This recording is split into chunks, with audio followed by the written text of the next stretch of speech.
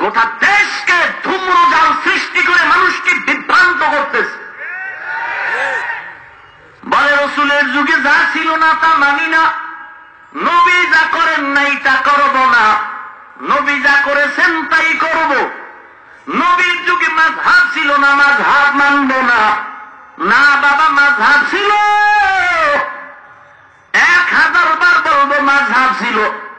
যদি বলো ছিল না, আমি বলবো মাযহাবের ব্যাখ্যা এখনো তুমি জানো না। এরপরও যদি 1 মিনিটের জন্য মেনে নেই, তাহলে আমার একটা প্রশ্নের জবাব এই জনতার কাছে রেখে যাই। ভুলে গেলে রেকর্ড করে রাখেন, তাদের থেকে জবাব জানাই আমারে জানাইন। প্রশ্ন হলো, রসুলের যুগে যা ছিল না তা যদি মানা না যায়, আল্লাহর কসম, আল্লাহর কসম, আল্লাহর কসম, কসমের কথা বিশ্বাস না করলে তার ঈমান দুর্বল। রসুলের যুগে বর্তমানে 30 পারা ভলিউমের কোরআন এমন ছিল না। নবীর যুগে কোরআন ছিল হাড্ডিতে লেখা, চামড়ায় লেখা। রসুলের যুগে এই রকম সাজানো কোরআন ছিল না। উসমান রাদিয়াল্লাহু তাআলা আনহুর যুগে কোরআন এভাবে সাজানো হলো। বলো তুমি রসুলের যুগে যদি তুমি যা ছিল না তা মানবা না, বর্তমানের সাজানো কোরআন মানো কেন? ওসমানের যুগের সাজানো কোরআন যদি মানতে পারো, ওমরের যুগের 20 রাকাত তারাবি মানতে তোর অ্যালার্জি কেন?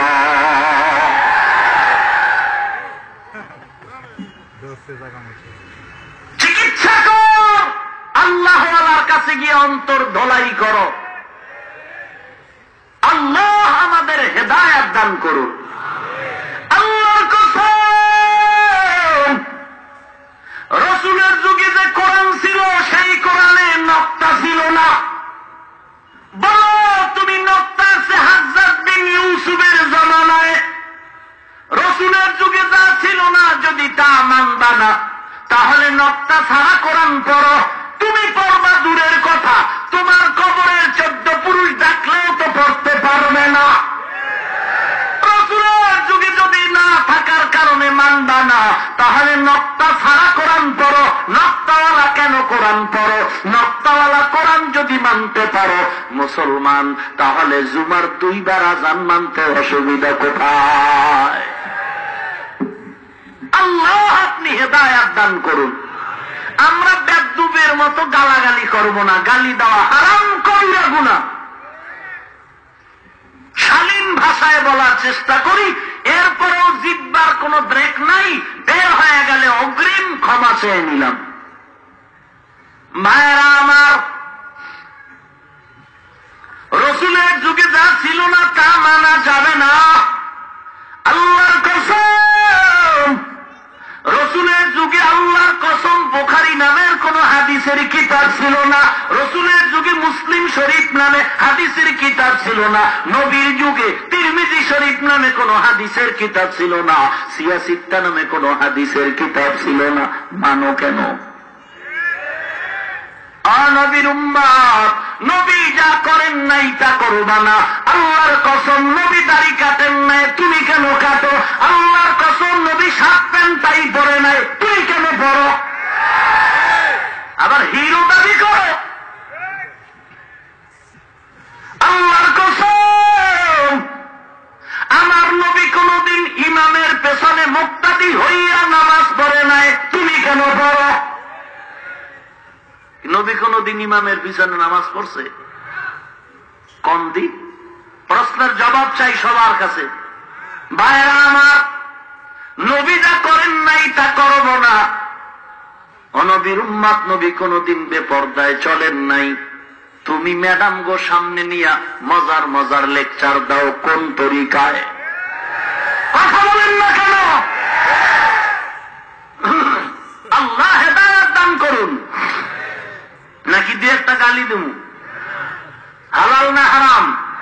সগীরা গুনাহ না কবিরা গুনাহ? আল্লাহ আমাদের জবান হেফাজত করার তৌফিক দান করুন। আসলে আল্লাহর ভয় নাই, কবরের চিন্তা নাই, চোখের পানি নাই। চ্যালেঞ্জ করে বলছি, যত বড় পাগড়িওয়ালা হোক না কেন, চোখের মধ্যে যদি পানি না থাকে, ওর অন্তরটা পাথরের মতো শক্ত, আর শক্ত অন্তরের জবানের কথাও হবে শক্ত। রাসূল যা করেছেন তাই করবি। নবীজি 2 রাকাত নামাজে সারা রাত কাটাইছেন, কেন ঘুমাও? নবীজি জীবনে ভাত খায় নাই, তুই কেন ভাত খাও? নবীজি ভাত খাইছে, রুটি খাইছে, খেজুর খাইছে। কি আল্লাহ আপনি হেদায়েত দান করুন। নবীজি যা করেছেন তাই করবেন। নবীজি 9টা বিয়া করছেন, কয়টা করেছে রে পণ্ডিত? নবীজি কয়টা করছেন? নবী যা করছেন আপনি তাই করবেন। পাগলামি বাদ দিয়া মুরব্বি মাইনা চলার চেষ্টা করেন, কাজে লাগবে। গরু যদি মুরব্বি হারা চলে তাহলে ওই যেখানে মন চায় ফসল খাবে, জরিমানা হবে, জেলখানায় যাবে, আর বেতের বাড়ি বোনাস। ভাইরা আমার, মায়ার নবী যা করেছেন তাই করব কথাটা এমন না, একটু শব্দ বাড়ায় দিলে সমাধান হয়ে যায় আর ঝগড়া থাকে না। কি কথা? নবীজি যা করেছেন আমরা তাই করব কথাটা এমন না, একটু বাড়ায়া বলবেন নবী যা করতে বলেছেন আমরা তাই করব। আর ঝগড়া থাকে? নবী যা করতে বলেছেন আমরা তা করব, যা বলেন নাই তা করব না।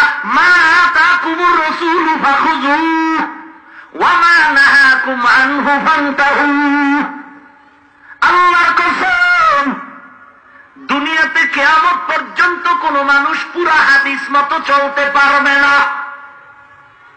সমস্ত হাদিস মানার ক্ষমতা দুনিয়ার কারো নাই। অতএব হাদিস মানি বললে কথাটা ভুল হবে। হাদিস মানো কয়টা, এর সংখ্যা আগে স্পষ্ট করো। পুরা হাদিস মানো নাকি মনে যেটা চায় সেটাই মানো, এটা স্পষ্ট করতে হবে। বলে আস্তে আমিন বলার হাদিস, জোরে আমিন বলার হাদিস মানো, জোরে জোরে আমিন বলো। ভাইজান, আস্তে বলার তো হাদিস আছে, আমরা তো কোনোদিন দ্বন্দ্ব করি নাই।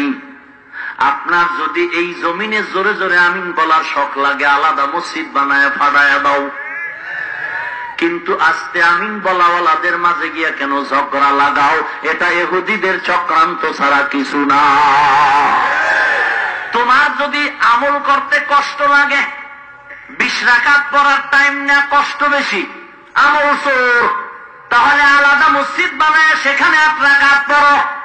ঝগড়া নাই, ঝগড়া নাই।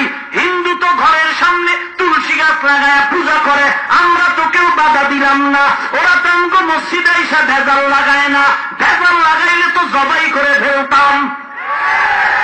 হিন্দুরা তাদের মতো চলে, আমরা বাধা দেই না।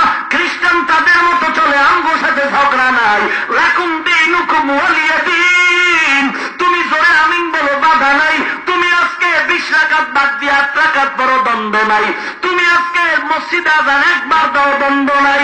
কিন্তু আমরা যারা 40 বছর পর্যন্ত মাযহাবের অনুকূলে, কোরআন সুন্নাহর অনুকূলে, আমরা আহলে সুন্নাত ওয়াল জামাতের ব্যানারে চলে আসছি, আমরা তো হাদিস ছাড়া চলি না, পয়গম্বরের তরিকার বাইরে চলি না। আজকে কেন আমাদের মাঝে ভেজাল লাগায়া আজকে বেঈমানকে সুযোগ দিলা নবীরে গালি দেওয়া? এজন্য তোমরা দায়ী। পীরের নামে যিনি ভণ্ডামি করতেছে, এদের নামে ওপেন ফতুয়া দিয়া রাস্তায় স্লোগান দাও না কেন? ও ওখানে চামড়া তুলে ফেলবে, এই ভয়। চামড়া তুলতে আমরাও পারি, কিন্তু আমরা বিয়া দেব না। চামড়া তুলতে আমরাও পারি, কিন্তু আমরা উগ্রবাদী না।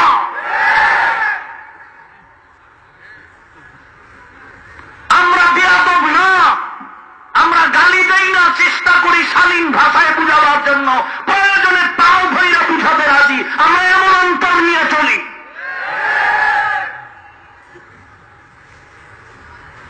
আল্লাহ আমাদের হেদায়েত দান করুন। আল্লাহর ভয় নাই, চোখে পানি নাই, তাহাজ্জুদের আমল নাই, ভোর রাত্রে আল্লাহর সাথে কোনো কানেকশন নাই। ইয়া আইয়ুহাল্লাযীনা আমানুত্তাকুল্লাহ, হে আল্লাহর গোলাম, আবু হানিফাকে আজকে মুনাফিক বলে গালি দেওয়া হয়, খাজা মঈনুদ্দিন চিশতি আজমিরিকে আজকে গাঁজাখোর বলে গালি দেওয়া হয়। কি দুঃখ! কেন গালি দাও ভাই? আমরা আবু হানিফার প্রশংসা করতে গিয়ে তো জাকির নায়কের গালি দেই নাই। দিছি না? দেই নাই। তোমরা গালি দাও কেন রে ভাই? জবানের হেফাজত করো। আমিও জাকির নায়কের আমি লেকচার শুনি, তবে খবরদার জাকির নায়কের গুণগান গাও, আমিও গাইব, যতটুকু গাওয়ার ততটুকু আমিও গাই। তবে অনুরোধ করে বলি রে ভাই, জাকির নায়কের গুণগান গাইতে গিয়া খবরদার আবু হানিফাকে গালি দিয়া বেয়াদবি করবা না। এর থেকে সহজ কথা কি হতে পারে? এর থেকে সরল কথা আর কি হতে পারে? আমরা আবু হানিফার মাযহাব মানতে গিয়ে কি জাকির নায়ক সাহেবকে গালি দিলাম? কথা বলেন ভাইয়েরা আমার, অনুরোধ, জাকির নায়ক সাহেবের লেকচারে গোটা পৃথিবীর বেঈমানের মাথা গরম, এটা প্রশংসা আমি করি। কিন্তু জাকির নায়ক সাহেব যদি বলে পীর মুরিদি নাই, মাযহাব নাই, জীবন চলে যাবে, তাকে এখানে ধন্যবাদ দেওয়ার মতো কথা আমার নাই। যতটুকু গুণ ততটুকু বলবো, বেশি বলা যাবে না। বিয়ে কইরা ভালো বউ পাইছি, ভালো ভালো বলতে পারবো, সমস্যা নাই। তবে বউয়ের গুণগান গাইতে গিয়া মা বাবার সাথে বেদবি করা যাবে না। জাকির নায়কের গুণগান গাইতে গিয়া আবু হানিফা আল্লাহওয়ালাদের সাথে গালাগালি করে কবিরা গুনাহ করা যাবে না। কারণ গালি দেওয়া কবিরা গুনাহ, গীবত করা কবিরা গুনাহ। আল্লাহ আমাদের অন্তরকে পরিশুদ্ধ করে আল্লাহওয়ালাদের সংস্রবে সময় দিয়ে আল্লাহর রাসূলের তরিকা মতে জীবন যাপন করার তৌফিক দান করুন। সকলেই পড়ি আমিন। ওয়া আখিরু দাওয়ানা আনিল হামদুলিল্লাহি রাব্বিল আলামিন। আসসালামু আলাইকুম ওয়া রাহমাতুল্লাহি ওয়া বারাকাতুহু।